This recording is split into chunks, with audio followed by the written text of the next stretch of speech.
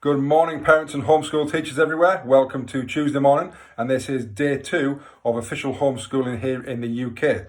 Now, very interesting last night after Boris Johnson's speech, he talked about and used specifically the words that we're all enlisted in this, and we've got that real kind of sense of duty to keep our children at home wherever possible, unless you're obviously a critical key worker, and educate them in these kind of uncertain times. So hopefully you're doing that. You've given it a real go over the last couple of days, and hopefully my tips, my bits of advice are helping in some way, shape or form.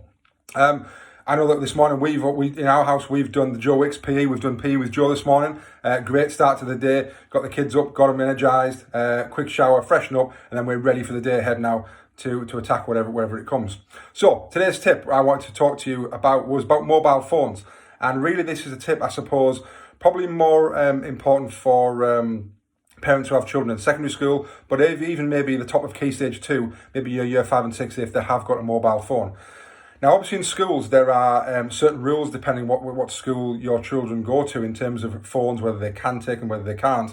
But that's obviously very, very different when we're talking about homeschooling and the ability to have their phone kind of with them in the house. So going back to what we talked about before, about routines and habits, it's about keeping those things up and actually having some kind of rules around mobile phones.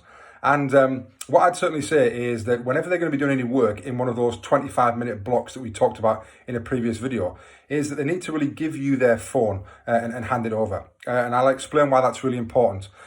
First of all, it's no good letting them have their phone with them unless they specifically need it for something, like it might be that that's their internet-enabled device that they're using. But if they don't need it, take it away from them, because if they've got it with them, the chances are they're going to be more focused on their phone than what they're doing. And there's quite a lot of science and research studies about this that's saying that when your phone is with you, it doesn't matter whether it's face down on the table, whether it's away, whether the screen's off, whether it's in your pocket. It's almost like somebody calling your name constantly, wanting you to check that phone. And how many times in our daily lives do we pick our phone out of our pocket to check just to see whether or not someone's messaged us on, or we've got a notification? Not because we've just been buzzed, but because we just want to check. And that's exactly the same with kids, and even more so with kids that maybe haven't got that strength and resilience and determination to not look at it. So when it's with them, they're just going to be constantly thinking about wanting to check it and wanting to have a look. So if you remove it and take it out of the room, it makes it so much more easier for them to focus for those 25 minutes on the task at hand.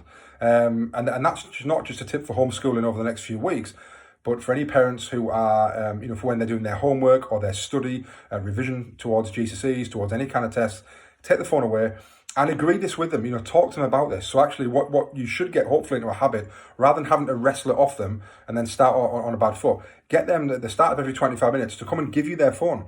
And then in that 5-minute break, they can have their phone back, they can have a look at it, they can have that rest, they can have that drink that we talked about, and they can do whatever they want with it in those few minutes. Obviously, give it back at lunchtime, give it back at any break times you want to do, but then it really kind of sets the tone that we are going to focus on something. And that's the key here, is actually focusing for 25 minutes. And we talked about it in the video about 25-minute blocks. It's quite an intense period of time. So let's use that time well and not be distracted by other things and notifications buzzing or just wanting to look at their phone to see if anyone's messaged them. So that's my tip today. But it'll take you to be strong as a parent. And sit down, discuss it with them.